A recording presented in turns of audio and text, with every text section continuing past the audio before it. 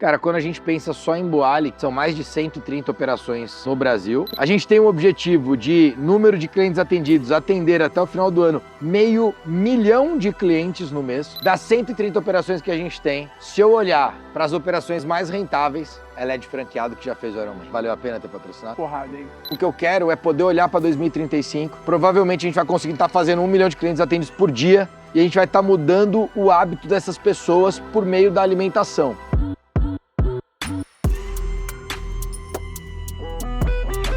Fala, turma. Tô aqui na Boali. Boali hoje é uma empresa referência no mercado de saúde. Começou como restaurante, mas hoje é uma grande plataforma. Sou advisor do time deles aqui junto com o Rodrigão, pensando no modelo de consolidação, M&A, expansão, construção de marca. A Boali executa muito bem o ecossistema de vendas. E hoje a gente veio gravar um conteúdo aqui pro YouTube. O Rodrigão é um cara de uma energia incrível e ele vai participar do quadro Intercâmbio Intelectual. Então hoje está na hora do Rodrigo sentar na cadeira do advisor aqui para poder a gente entender um pouquinho da mentalidade, do case Boali, né? E, obviamente, gerar valor para vocês que são empreendedores. Então, vem comigo que a gente hoje vai conhecer um pouco mais da história da Boali. Ele tá aqui ou tá lá dentro? Ele disse que ia com Martin.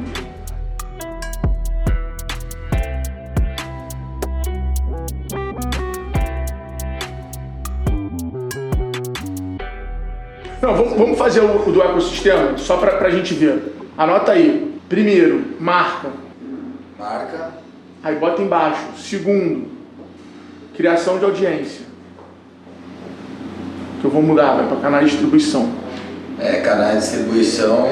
3. Canais de distribuição, só para você entender, é um negócio legal, por quê? Porque aqui a gente tem balcão, a gente tem delivery e a gente tem o catering, que é um canal novo para o segmento, entendeu? As empresas de alimentação no geral não trabalham com catering, a gente está trabalhando. Tem loja nossa fatura catering. Imagina que a loja fatura o balcão faz de catering, ela dobra o resultado. 3. Geração de demanda, que aí eu acho que entra onde esse case que você falou está em geração de demanda.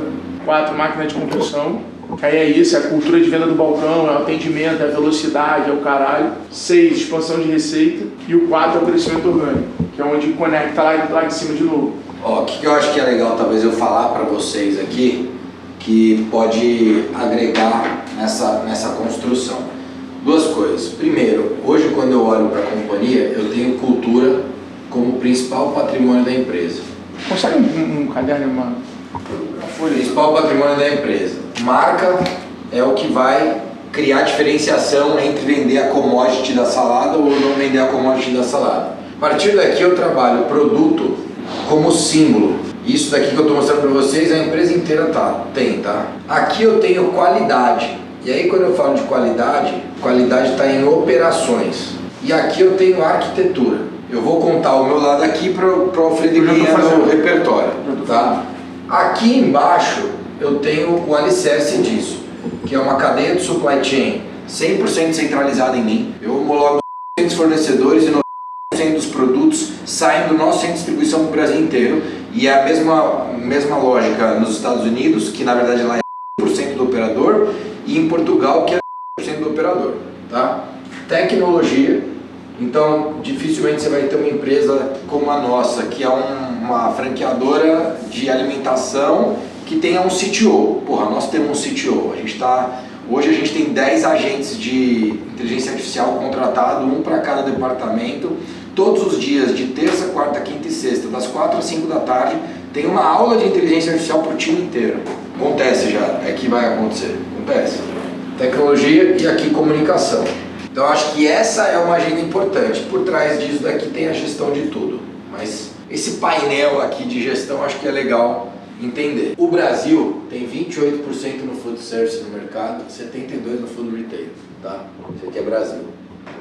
Estados Unidos tem 56% no food service, 44% no food retail. China tem 83% no food service, 17% no food retail. O que isso daqui quer dizer? Nos próximos anos, o Brasil vai crescer muito no food service. Só iFood. Não é só iFood, é a Boali, é o McDonald's, é o Pizza Hut. O que é o food retail? Mercado. Food retail é você ir lá, comprar comida e cozinhar. Você concorda comigo que esse mercado vai diminuir frente a esse mercado? Beleza. Diminuindo, hoje eu faço uma projeção de mercado de hoje, 200 bi, 2030, 500 bi. Eu estou colocando aqui uma projeção de 500% de faturamento. Quando eu pego o primeiro semestre de 25, o mercado em same store sale cresceu 6 a 8%. A Boali em same store sale cresceu 28%. Ou seja, eu cresço 4 vezes o mercado. Só em same store sale, não é em growth. Quando eu olho para growth, nós crescemos 54%. Ou seja, a gente está crescendo 4 vezes em same store sale, que é um puta dado importante. Eu acho mais que o outro, tá? Mais do que o de growth. O outro é crescimento, pô, tá abrindo uma loja, tá botando mais dinheiro, tem custo. Exato. Só que esse crescimento aqui, ele é o mais pica, ele é o que fala mais coisa. Beleza? Se eu pegar um slide, por exemplo, não vai dar para projetar aqui, mas eu vou mostrar para você. Um slide que o iFood trouxe pra gente, tá? O iFood projeta de julho de 25 até junho de 26 um crescimento de 150% de Boali. Só pra você entender, tem 400 mil restaurantes cadastrados no iFood, 8 mil saudáveis, 8 mil restaurantes na categoria saudável, 8 mil. A gente faz coisa no Ironman ou em corrida? Ironman a gente patrocina, Rally dos Sertões a gente patrocina, Porsche Cup a gente tem o Edu Guedes e WCL a gente patrocina. Kite é irado. Eu te falei com quem eu fechei, não? É muito qualificado, mano. Quem vai correr de Boali, não? Não. Bruno Lobo, papai. É? Cara, vou te falar, é muito maneiro, é muito bem... Então o que vai acontecer? Qual a tendência? A tendência é, vamos falar aqui, demanda, tá? Quem é a demanda? Demanda é o cliente, correto? Essas plataformas, elas trazem o que então? Trazem a demanda, trazem o cliente. O que ela precisa? Ela precisa de uma oferta, não precisa não, certo?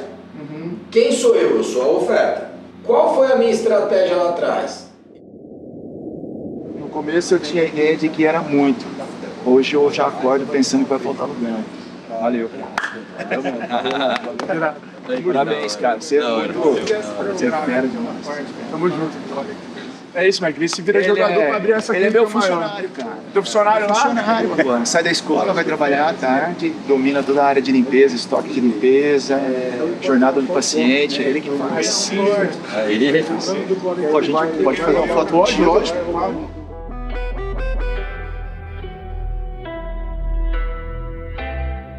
Eu tenho memória boa, sou honesto. Eu lembro que dava uns cortezão, eu falei, caralho, aí tu começou a errar e eu consegui virar. Turma, então tamo aqui, tô com o Rodrigo, fundador da Boali aqui, e eu vou exatamente agora entender como a Boali vem aplicando o ecossistema de vendas, quais são as oportunidades, como é que o Rodrigo tá enxergando o mercado, como é que a Boali tá expandindo, para que você aí, que assiste aqui o nosso canal, conheça as estratégias por trás dos grandes cases de negócio do Brasil. Rodrigão, tamo junto. Bom ter você aqui sempre. Como bom vendedor, papel e caneta na mão, caderninho do bom vendedor. Caderninho. Seguinte, primeiro assunto que eu quero que você fale com a gente, cara. Boali hoje, referência no mercado de saúde do Brasil, já não é mais um negócio, é um grupo. Você fez M&A, comprou algumas empresas. Eu quero que você comece falando, cara, o mercado. O que te chamou a atenção nesse mercado? O que você enxerga de oportunidade do mercado de saúde, de alimentação, falando de Brasil, comparando o mercado com outros países? O que você pode falar pra gente sobre mercado? Cara, se a gente voltar 10 anos atrás, quando eu tomo a decisão de entrar na Boali, que na verdade era Salad Creations há 12 anos, eu tomei essa decisão porque nos Estados Unidos já existia um movimento de alimentação saudável muito forte, obviamente porque os americanos sofrem muito com a questão de alimentação, e eu sabia que esse movimento chegaria aqui. A segunda coisa é que naquela época, imagina você, Alfredo, há 12 anos, chegava o brasileiro e falava assim, ó, vamos comer uma salada? Depois ele chegava e falava, tá bom, agora a gente come o quê? O que nós vamos comer depois da salada? A Boali, cara, foi de fato a empresa que conseguiu mostrar pro brasileiro que salada era refeição. Então a gente fez o brasileiro começar a entender que comer salada no almoço, comer salada no jantar, tava tudo bem. Ele não precisava de uma próxima refeição. Aquela era a refeição. Essa é a primeira coisa. Segunda coisa que a gente fez em relação ao mercado foi ensinar o mercado a comer o wrap como refeição. Imagina que antes de Boali, o wrap era lanche. A gente fez o quê? A gente cortou ele no meio, A gente colocou o wrap e um acompanhamento de salada e aquilo virou refeição também. Então, mercadologicamente falando, nós como Boali, há 12 anos atrás, há 10 anos atrás como Boali, começamos a educar o brasileiro a comer saudável pensando em salada, pensando em wrap. Hoje é comum, especialmente em São Paulo, você ter outras redes trabalhando neste mercado. Olhando para frente. Não, em relação a números, qual o tamanho do mercado hoje em relação a pedidos de delivery por dia, em pedidos em relação a mercado, números? Vamos olhar para o mercado de food service antes e depois a gente aprofunda em alimentação saudável. O que é o food service e o que é o food retail primeiro? Food service é quando você come no restaurante, seja você vai até o restaurante ou você pede na sua casa, no seu trabalho, por aí vai. Isso é o food service. Food retail é quando você vai no supermercado, faz a tua compra, volta para tua casa e cozinha. Esse é o food retail. No Brasil, 28% está no food service, 72% está no food retail. Esse número nos Estados Unidos, ele é 56% no food service, 44% no food retail, ou seja, ele é o dobro no food service. E na China, Alfredo, já é 83% no food service, e só 17% no food retail. Isso quer dizer que quando a gente olha para uma tendência, o food service ele cresce muito frente ao food retail. Vai ser muito comum daqui 5 anos todos os seus amigos comerem muito mais fora do que comerem em casa. Provavelmente isso já acontece hoje, só que vai ser muito comum isso acontecer no todo, nos nossos funcionários, nos seus funcionários e por aí vai. Tem um dado de mercado muito interessante que eu já vi, 130%, o valor da comida no delivery ele chega a 120%, 130% hoje. No Brasil. No Brasil. E no mundo já chega a 95%. Ou seja, é mais barato comer do restaurante do que comprar comida e fazer a comida em casa. Cara, isso é uma tendência no Brasil? Você acha que essa é uma métrica que impacta o volume de demanda do mercado? O Brasil está nessa direção ou não? O delivery ainda é um lugar onde se cobra mais caro para comer? O Brasil está muito nessa direção. Na prática, o que vai acontecer é, quando você olha para um custo menor, ele geralmente é um custo de assinatura. Ele é uma comida por assinatura. No delivery, na China, esse custo é de 105% a 110%. Aqui no Brasil ele é de 120% a 130%. Na prática, o que isso quer dizer? Aqui na Boali você vai comer por R$50. Quando você pede, provavelmente esse número vai ser 60 a 65 reais. A tendência nos próximos anos é, se você for comer no balcão por 50, no delivery ele vai estar em 55. O que a gente olhando um pouquinho mais para frente a gente consegue enxergar? Que o custo da alimentação no food service, ele vai ser 95% do custo da alimentação no food retail. Ou seja, vai ser mais barato você comer no restaurante do que você comprar comida para cozinhar na sua casa. Um pouco o movimento do mercado de e-commerce, que vem para a internet na questão de produto, tentando trazer um valor mais barato. Perfeito. E aí hoje em dia o varejo está tentando exatamente fazer o caminho inverso. O varejo físico está buscando eficiência para equilibrar isso. E por que isso acontece? Porque você aumenta significativa a demanda. Então, quando você aumenta muito a demanda, a tendência é que o custo da oferta caia, não é isso? Perfeito. A gente vai baixar o food cost, que é o custo do alimento, e esse baixar o custo do alimento vai levar isso mais barato para a cadeia de consumo. E para a turma ter uma noção, qual é esse tamanho do mercado? Estamos falando aqui de qual universo? Hoje, 200 bilhões de reais no food service. Olhando para 5 anos, a gente tem uma projeção de, no mínimo, dobrar, mas de até crescer 150%, o que seria 500 bilhões de reais. E aí é curioso, falando do mercado de alimentação saudável. Hoje, no iFood, tem cadastrados 400 mil restaurantes. Dos 400 mil restaurantes, 2% são cadastrados em alimentação saudável. Nos últimos 12 meses, então vamos só pegar o número aqui, ó, 400 mil restaurantes, 8 mil restaurantes estão cadastrados como saudáveis. Desses 8 mil, você tem um pouco mais de 100 restaurantes São Boali aqui, tá bom? Como a gente tem mais 2 Dark Kitchens dentro do iFood, provavelmente a gente vai ter umas 300 a 360 operações hoje. Desses 8 mil que estão cadastrados, 350 é Boali. E hoje, nos últimos 12 meses, ela puxou o mercado para cima em 11 meses. Então ela cresceu mais do que o mercado. Nos últimos 12, ela cresceu 11 meses mais do que o mercado. Isso quer dizer que a Boali ela traz a tendência do que é o saudável no Brasil, beleza? Se eu falar em números, dinheiros, nós estamos falando de 200 bilhões para o mercado como um todo, nos 400 mil restaurantes, ou seja, nos 8 mil a gente está falando de 4 bilhões. Esse é um mercado endereçável hoje. Se a gente falar em 100% de crescimento, são 8 bilhões. Se a gente falar em 150, são 10 bilhões de reais para 2030, que justamente é o mercado que a gente vai estar endereçando. Olhando para esse mercado, a Boali não só vai estar crescendo, a gente tem um número de 400 Boalis até 2030. Então, final de 2029, 400 operações. imagina que essas 400 operações, a gente está falando de um crescimento aí muito importante do mercado de 2 bi que a gente tem hoje para um mercado de 10 bi que a gente vai ter lá na frente. Eu diria para você que a Boali ela vai estar capturando uma margem bastante grande desse mercado. E agora eu quero que você fale um pouquinho da operação da Boali. A Boali em números hoje, quantos funcionários, qual o faturamento, quantas lojas, quantos franqueados. Como é que a Boali em números hoje? Cara, quando a gente pensa só em Boali, que é essa operação que você está vendo aqui, são mais de 130 operações no Brasil. Tem uma operação em Portugal que você precisa conhecer, você está super convidado. E a gente abre Barcelona, se tudo dando certo, final de novembro, começo de dezembro.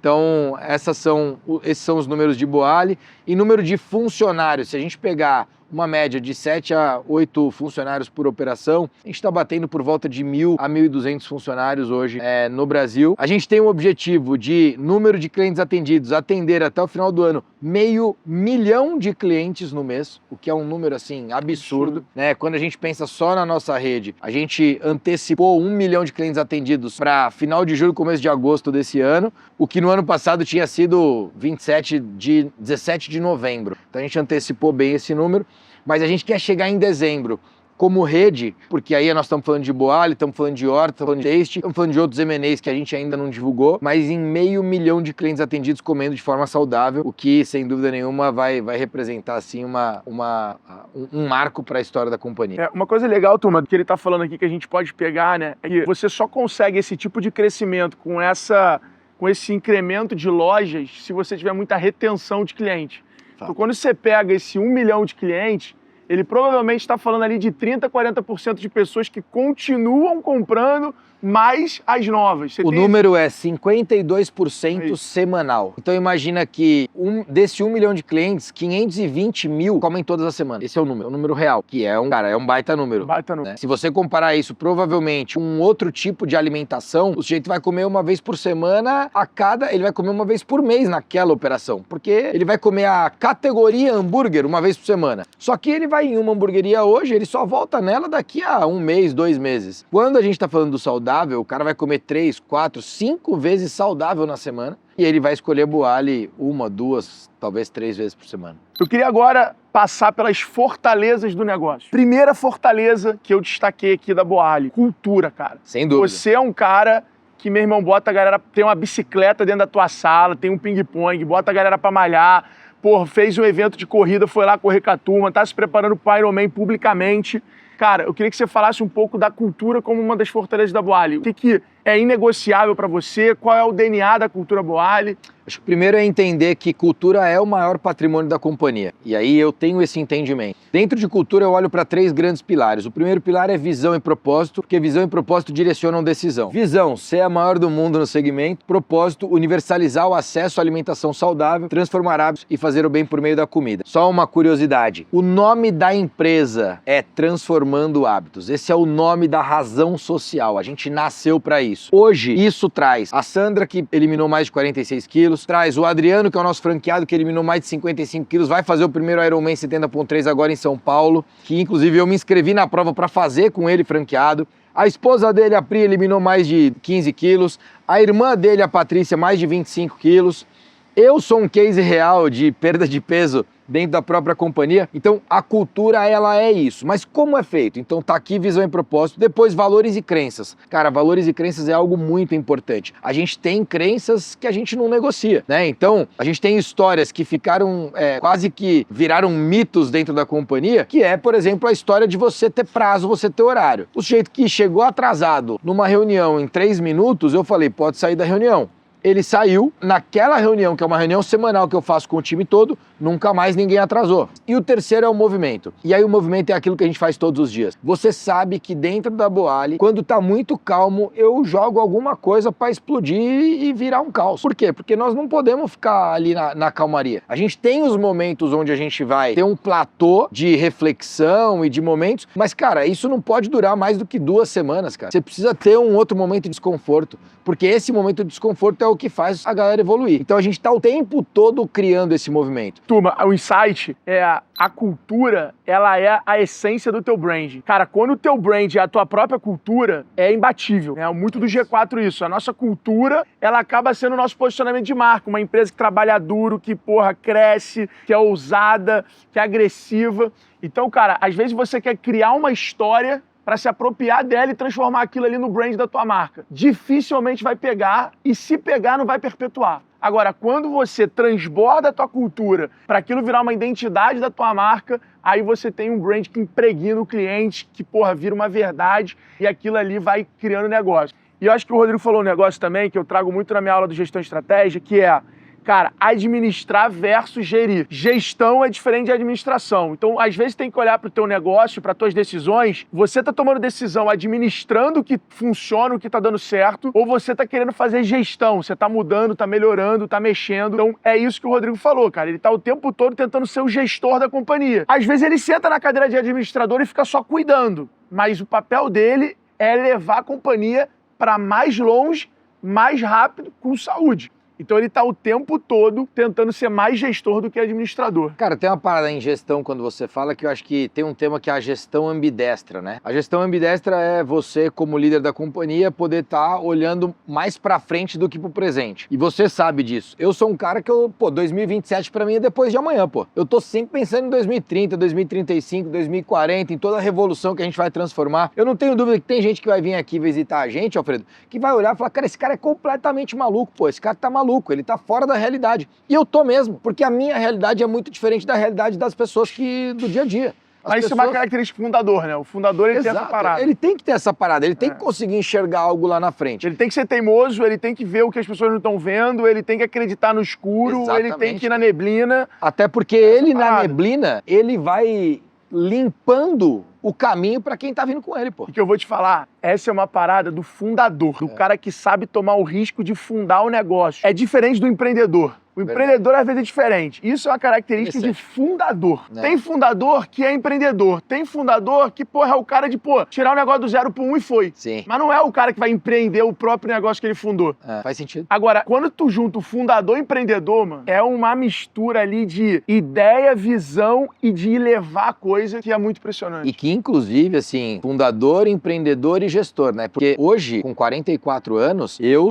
me sinto muito maduro para tocar a companhia como fundador, empreendedor e gestor. Se você olhasse para o Rodrigo há 5 anos atrás ou o Rodrigo de 10 anos atrás, é um Rodrigo completamente diferente hoje. E eu tenho certeza que daqui 5 anos, fazendo a IPO da companhia, vai ser outro Rodrigo, com uma outra capacidade de gestão, porque eu tô me preparando para uma empresa de capital aberto, tô me preparando para tocar esse negócio. Na minha visão, né, esse empreendedor e gestor, que a gente fala muito no G4, a gente fala isso, cara, o Brasil é um país empreendedor, a gente tem que fazer o Brasil virar um país do gestor. A diferença é que o empreendedor, ele muitas vezes toma a decisão pelo sonho dele, pela vontade dele, pelo ego dele, por ele acreditar demais. E aí ele, eu vou abrir a loja, eu quero ter a loja, eu confio, vai dar certo, vem comigo. E quando você amadurece, se torna um empreendedor gestor, e aí eu posso usar o Thales como exemplo disso também, você começa a usar mais os dados e menos a intuição. Então você refina a tua intuição com os dados, você começa a entender o racional, você começa a respeitar a prioridade, você começa a entender o output da tua ação, do input que você está fazendo agora, na tua estratégia e visão de longo prazo. Você começa a tomar a decisão formada com mais racionalidade e não só com a vontade. Porque a vontade o empreendedor tem. O gestor, ele tem a razão, ele busca mais a razão. Na minha aula eu falo que a gente tem que botar preço na nossa coragem, valor. Então cria um orçamento suicida, deixa ali separado, porque se tem um valor ali para você gastar, quando aparecer uma coisa de oportunidade da tua intuição, você, não vai buscar racionalidade demais também. Então, no G4, a gente costuma fazer isso também. Eu te falo que, assim, com toda a maturidade que eu construí, e eu fiz muita coisa, eu lateralizei muito meu conhecimento e multidisciplinaridade em termos de gestão, mas hoje na Boali, há 6 anos e meio tocando a companhia, como presidente da companhia, eu continuo tomando decisão empírica, eu continuo tomando decisão que quando o cara olha o dado, ele fala, cara, esse cara é completamente louco. Só que eu sei o quanto esse dado vem evoluindo. Mas é uma loucura racional. É uma loucura racional. É isso que eu tô te falando, você usou o dado para refinar a tua intuição. A tua intuição não é a tua vontade, tu não dormiu e sonhou, você leu num jornal, viu uma matéria, pegou uma informação do iFood, e aí a tua loucura, ela tá criada em cima de um comportamento. É isso. Então essa parada é que é diferente. Boa. Segunda fortaleza que eu destaquei na Boali, marca e comunidade. Cara, vocês se apropriaram do surf com a WSL, vocês se posicionaram no Ironman, que é uma febre nacional, que apoia toda essa busca pela saúde. Sem dúvida. Já começaram um trabalho no Rally dos Sertões, que conecta, posiciona a Boali num público premium, de um esporte que é brasileiro. Porra, o Brasil é um país dos sertões aí, país do esporte de aventura. Mountain bike, kitesurf. E também nessa linha, cara, e isso eu achei muito interessante, o quanto você posiciona a marca no surf, que é um esporte altamente popular, e o quanto você posiciona a marca na Porsche Cup, que é hoje talvez uma das plataformas mais premium de construção de marca do Brasil. Sim. Queria que você falasse de marca, queria que você falasse de comunidade e o quanto isso tem suportado a tua estratégia. Tudo começa ali logo depois da pandemia. Todo o trabalho que eu vinha fazendo de marca, ela estava muito mais voltada para dentro, assim que eu assumi a companhia em 2019. Mas depois de 2020, quando a gente ultrapassa o ano de 20 para 21, eu entendi uma coisa. Eu falei, Alfredo, primeiro, a gente fez um ano de 20 com 40, começamos com 42 operações, terminamos com 49 sem fechar nenhuma do que já existia. Então esse foi um puta ano importante pra gente, que foi o ano ali da pandemia. Quando entra 21, eu falo, cara, eu preciso fazer alguma porrada pra abrir o ano voando. E aí, cara, tinha esporte espetacular com vôlei de praia. Falei, cara, esse esporte tem tudo a ver com Boali, eu vou patrocinar esse negócio. Fui pra cima da Globo, fui pra cima pra entender como é que funcionava pra patrocinar aquilo. Fechei, que inclusive tá ali a blusa da Rebeca, e fiz o esporte espetacular. Quando eu fiz esporte espetacular, a galera, cara, e assim, eu vendi, sem brincadeira, vendi umas 5 franquias naquele domingo, assim, ó. A galera, pô, veio pra cima, em uma semana, 2 semanas eu vendi franquia e falei, caraca, puta estratégia legal. Só que aí surgiu a oportunidade que meu irmão trouxe pra mim, que, você lembra, Olimpíadas que seria em 2020 em Tóquio, foi em 2021. Cara, o COB tinha várias janelas de oportunidade de patrocínio. E a gente entrou e se posicionou como uma boa alimentação oficial do time Brasil. E a gente patrocinou o Brasil nas Olimpíadas de Tóquio. E a gente passou 2021 inteiro falando de esporte, pô. Por quê? Porque a gente patrocinava o time Brasil, pô. Pra você ter uma ideia, no maior embarque que o Brasil fez de Guarulhos, primeiro, 100% dos atletas que embarcaram em Guarulhos comeram Boali.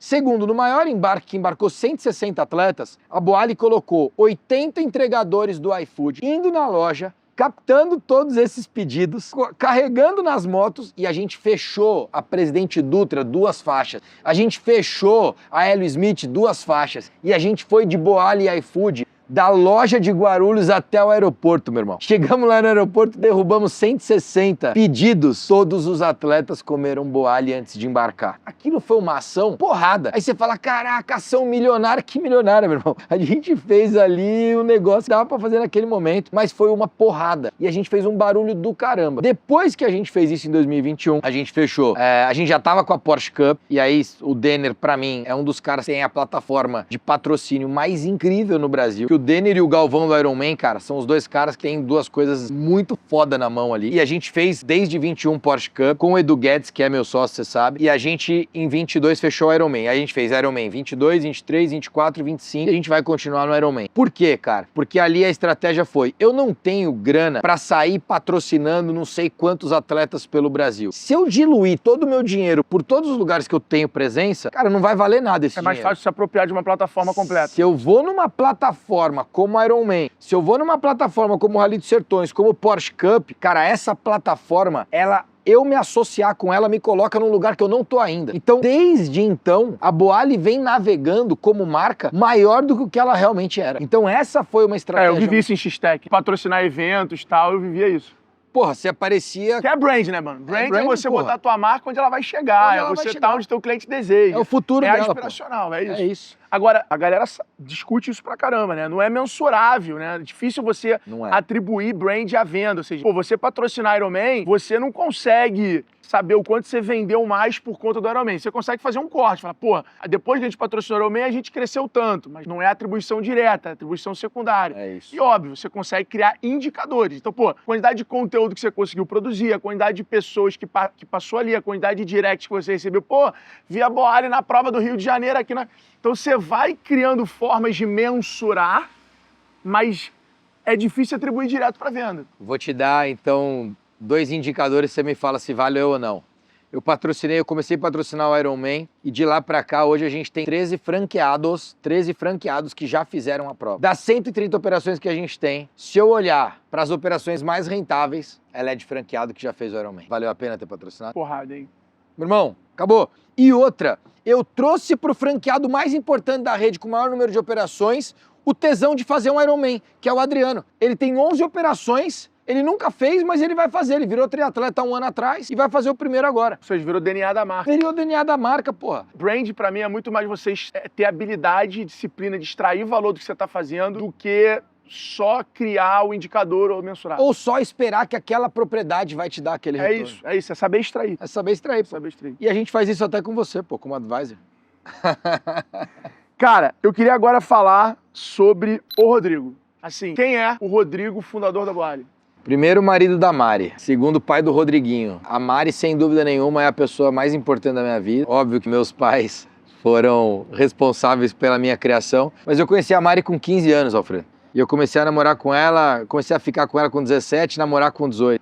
A Mari transformou totalmente a minha vida para melhor. Viver com a Mari é a coisa mais especial que eu pude receber. E ela me deu o maior presente que a gente já fez junto, que é o Rodriguinho. E eu não tenho dúvida que o Rodrigo e todos os meus resultados, sejam eles financeiros ou de negócios e tudo mais, você sabe que eu sou um cara de extrema energia. Eu sou um cara muito melhor por conta da Mari. Eu não tenho dúvida. Então, primeiro, eu gosto de pautar esse pilar da minha vida.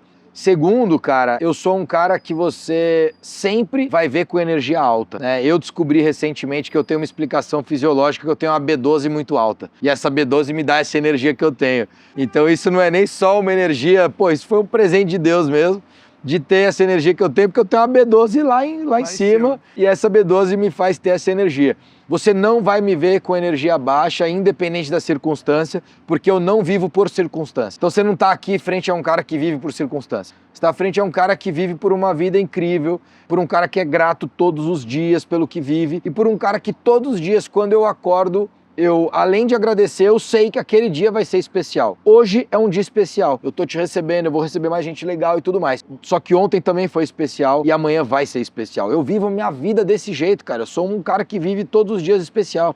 Eu não tô esperando. Eu quero ser a maior do mundo? Quero. Mas eu tô zero esperando chegar maior do mundo pra achar que, porra, valeu a pena. Vale a pena porque vale a pena estar aqui com você batendo esse papo, né? Então eu sou esse cara e sempre fui. Tá aqui o Brunão que trabalha comigo há mais de 20 anos. E, cara, ele tem essa energia e ele viveu essa energia há mais de 20 anos. Terceiro ponto, eu sempre fui um cara obcecado, sempre fui. Fui um cara que eu não quero ter o resultado que a maioria das pessoas conseguem ter. Eu não quero esse resultado. Esse resultado para mim é pouco e eu vou ter uma ambição cada vez maior de poder crescer, de poder me entregar mais, de poder gerar mais resultado, de poder gerar mais crescimento. Então eu sou esse cara obcecado. E que hoje, atualmente, depois de ter lateralizado conhecimento, lateralizado vivências, lateralizado experiências, eu sou talvez o cara que mais fez coisa na vida que você conhece, coisas diferentes. E depois de tudo isso, há 6 anos atrás eu decidi me dedicar a uma única coisa, que é Boali. Mas talvez dos 15 aos 38, cara, eu sou o cara que mais viveu coisa diferente que você conhece. De apresentador de televisão, jogador de futebol, morar no Vale do Silício, ter negócios em comunicação, ter negócios em educação com faculdade, depois criar negócio de tecnologia e competição de startup que rodava 8 países na Europa. Você não tem um maluco que já fez isso. Sou eu, porra, eu já fiz isso. E depois trabalhar 2 anos no governo. Eu sou um cara que já tive experiência em gestão pública. Não tem cara que você conhece que já viveu o que eu vivi, melhores histórias, ele não pode contar, mas são as melhores. Mas não tem cara que você conhece que já viveu todas as experiências que eu vivi. E eu decidi pegar tudo isso e, cara, me dedicar a um tema que é transformação por meio da Boali, por meio da comida.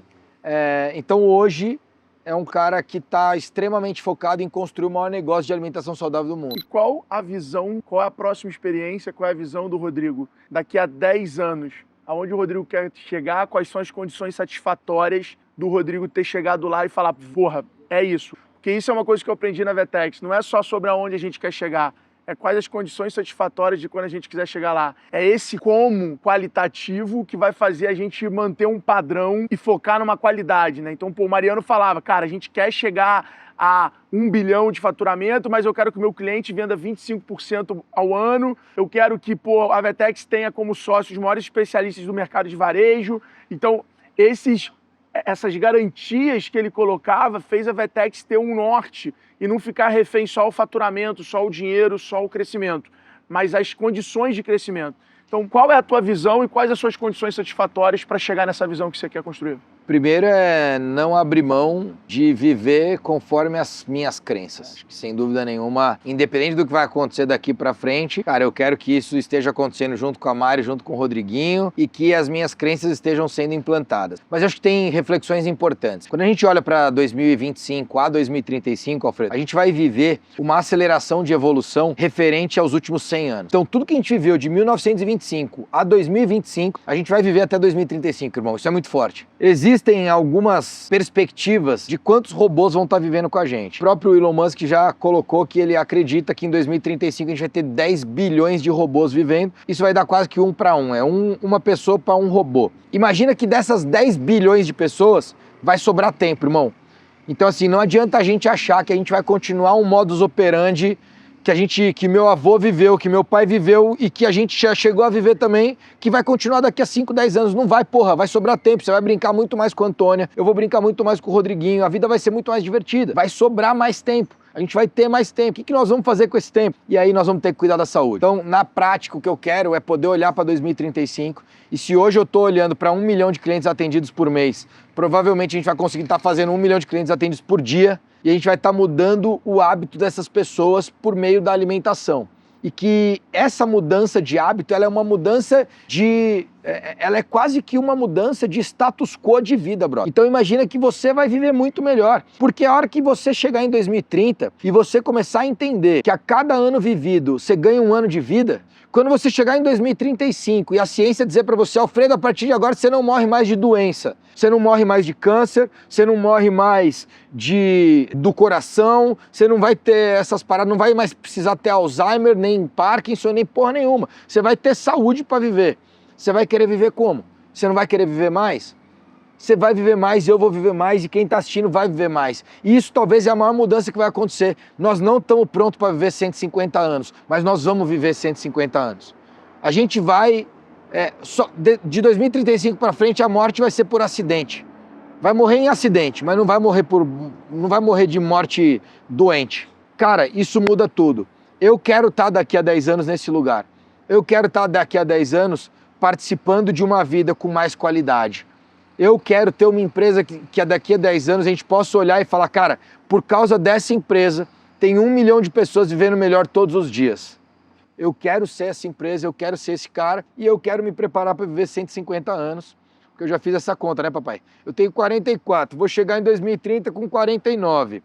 Se cada ano que eu viver eu tenho mais um, que eu viva 50, eu ganho mais 50, eu ganho mais 100. Então vamos até os 150 brilhar. Rodrigão, para a gente fechar, eu queria te perguntar o seguinte: qual foi o melhor conselho que você se lembra que você já recebeu? Cara, essa é forte e eu vou te responder talvez com mais do que um, tá? Pode ser? Porque são momentos de vida diferentes. Primeiro, aos 14 anos, um treinador, que inclusive foi treinador do Daniel também, o Flávio Samango, ele, com toda a sua capacidade intelectual de certa forma limitada para a época, ele era meu treinador e num jogo no sábado eu bati uma falta e ele, Rodrigo, e gritou comigo, brigou pra caramba, eu peguei mal na bola e essa era a minha principal qualidade. Quando foi na segunda-feira eu cheguei para ele e falei, professor, eu quero falar com você. Ele falou, já tá falando? Eu falei, pois é. Porra, eu não entendo não. Você só grita comigo quando eu erro, parece que o mundo caiu, pô. A galera erra, tá tudo bem, mas quando eu erro... Aí ele falou, então eu vou falar uma coisa pra você. Tá me ouvindo? Eu falei, tô. Aí ele, tá me ouvindo? Eu falei, tô, pô. Fica preocupado quando eu parar de falar com você.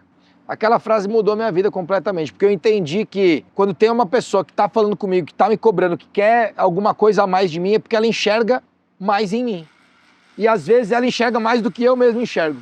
E hoje eu faço isso muito com o nosso time, né? O cara que eu falo menos é porque eu sei que ele tá ali mais perto do limite dele. o cara que eu vou lá, dou mais porrada, cobro mais, é porque eu sei que ele pode me entregar muito mais. Essa frase certamente mudou a minha vida.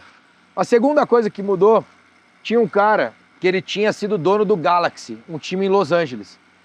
E eu fui jogar um torneio na Europa e esse cara foi junto. E ele tinha vendido o Galaxy por mais de 100 milhões de dólares. E cara, imagina eu com 17, 18 anos, o cara 100 milhões de dólares, esse cara contando pra mim, a gente assistindo um treino do Ajax. Eu lembro até hoje, tava apoiado assim, ó, numa barra que tem no centro de treinamento do Ajax, na Holanda.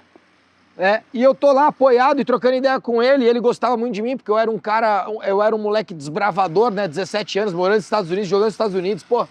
Ele gostava de mim, e eu lá e perguntei pra ele, falei, porra, mas uma coisa que eu não entendo. E ele falando de comprar outros times. Foi uma coisa que eu não entendo. Talvez o maior sonho que eu tenha é conseguir crescer do jeito que você cresceu. Só que, pô, depois que você cresce e põe 100 milhões de dólares no bolso, pra que você quer comprar outro time? Qual que é o objetivo? Aí ele falou, o dia que você crescer, como eu sei que você vai crescer, você vai entender que o dinheiro deixou de ser o importante. E hoje eu entendo isso, cara. Hoje o dinheiro, ele deixou de ser importante. Hoje o dinheiro, ele não é o que me guia. Só que durante um tempo ele foi. Eu queria ganhar grana, eu queria fazer dinheiro, porque, pô, fazer dinheiro era importante. E foi importante, porque me deu uma condição de vida. E é importante. Mas hoje, Alfredo, hoje, na minha situação atual, o dinheiro não toma decisão por mim. Acabei de abrir mão de um dinheiro importante que a gente teve de um negócio que era um dinheiro no curto prazo que não me trazia o longo prazo que eu queria. Falei, não, cara, eu prefiro o longo prazo. E isso me trouxe o quê? Uma oportunidade ainda melhor que você sabe. Por quê? Porque eu priorizei o longo prazo. Então, naquela época eu não entendia muito bem isso, mas eu nunca mais esqueci que em algum momento da minha vida o dinheiro não seria mais a prioridade na minha decisão. Então acho que essa foi uma decisão importante e, curiosamente, quando o dinheiro não é mais o indicador mais relevante na tomada de decisão, é onde você ganha mais dinheiro, né? Isso é uma coisa curiosa. E talvez o terceiro ponto que eu não posso deixar de colocar é que quando eu tinha meus 27, 28 anos, Alfredo, eu tava ganhando dinheiro, eu tava na televisão, show business, negócio voando e tal, e eu tinha ficado vislumbrado. E eu tava realmente um cara ali vislumbrado. Pô, o primeiro helicóptero que eu tive com o Rogério Andrade lá na L Solutions, eu tinha 26, 27 anos, pô. Então com 26, 27 anos eu tava voando de helicóptero, pô. Pra um cara que, porra, imagina, não vim desse lugar, né? E eu tive duas pessoas na minha vida que sempre me mantiveram com a minha essência, que foi minha esposa e meu pai. E eles sempre fizeram eu entender que eu era muito maior do que aquele vislumbre do momento. E talvez naquele momento, entre 2009 a 2012, se eu não tivesse ouvido meu pai e a minha esposa, eu teria perdido meu casamento e eu teria deixado para trás o maior pilar da minha vida, que é a família, porque eu teria me vislumbrado. Eu me vislumbrei, para falar a verdade, mas como eu tinha eles do lado, eles foram me segurando, eu fui resgatado. Então, para você que hoje está voando, parabéns, mas cuidado. E as pessoas mais importantes são as que te traz para a realidade ali, que bota a bola no chão. Cara, pra gente fechar, qual foi o pior conselho que você já recebeu? Cara, eu acho que a vida tem muito ruído, né? A vida tem muito ruído. E muitas vezes os ruídos vêm de pessoas aleatórias, mas vêm até de pessoas que te amam também. Eu não vou talvez falar do pior conselho, mas a pior coisa que pode acontecer com quem tem muita ambição como eu tenho, como você tem, é que pessoas, às vezes próximas, querem tirar essa tua ambição. Por isso que eu não acho que é o pior conselho, mas é quase que um pior comportamento, que é falar o seguinte, cara, pra que você tá querendo isso? Pra que você tá querendo aquilo? Esse tipo de ruído, ele pode desconstruir crenças que você tem em relação àquilo que você pode construir. Eu não teria chegado onde eu cheguei se eu tivesse, por repetidas vezes, ouvido pessoas que teoricamente até gostam de mim, ou até me amaram ou amam, mas que nunca conseguiram entender a minha ambição. Essa ambição eu renovo ela todos os anos, todos os meses, todos os dias.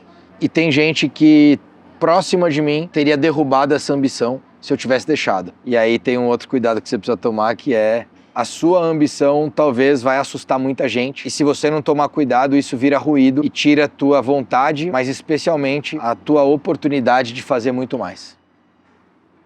Irmão, bora boalizar o mundo. Valeu, brother. Tamo Obrigado. junto, Você resenha é craque. braba. Sempre Turma. bom estar contigo.